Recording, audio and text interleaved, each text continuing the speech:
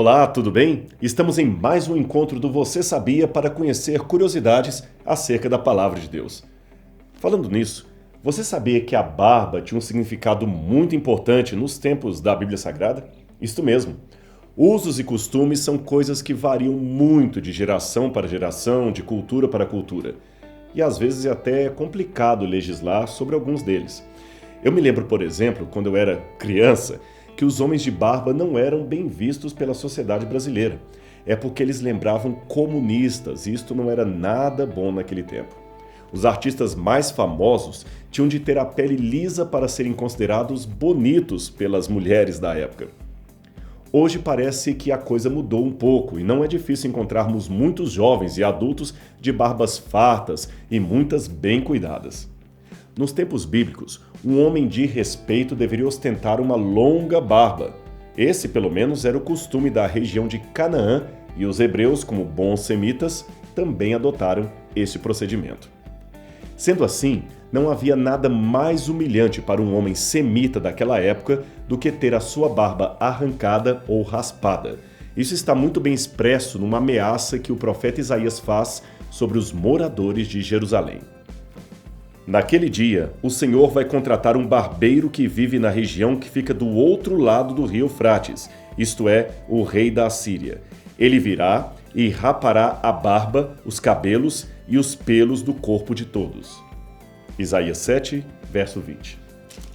Um homem só cortaria voluntariamente a sua própria barba se tivesse altamente desgostoso, deprimido ou aflito, como no caso de um luto, por exemplo.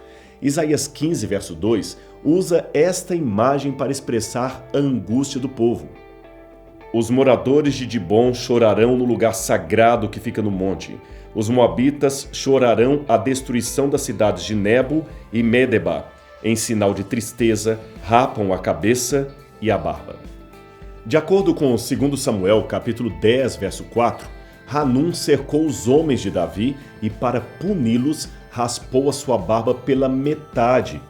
Isso era uma forma terrível de humilhá-los e expô-los ao ridículo perante todos.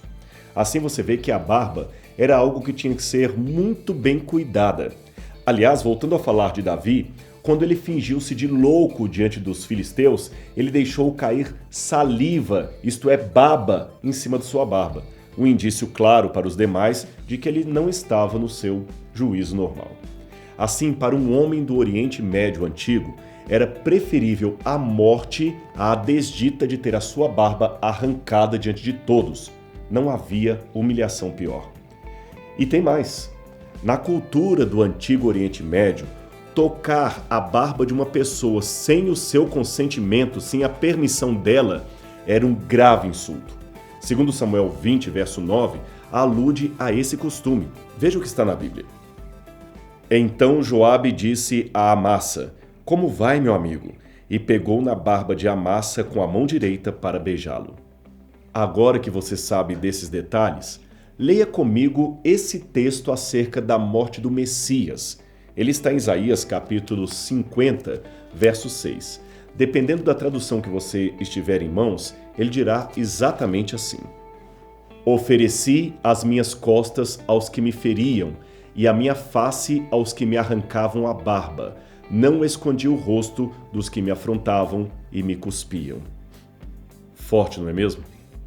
Mais do que simplesmente barbear-se, as barbas arrancadas de Cristo são o símbolo máximo da humilhação que ele passou por mim e por você.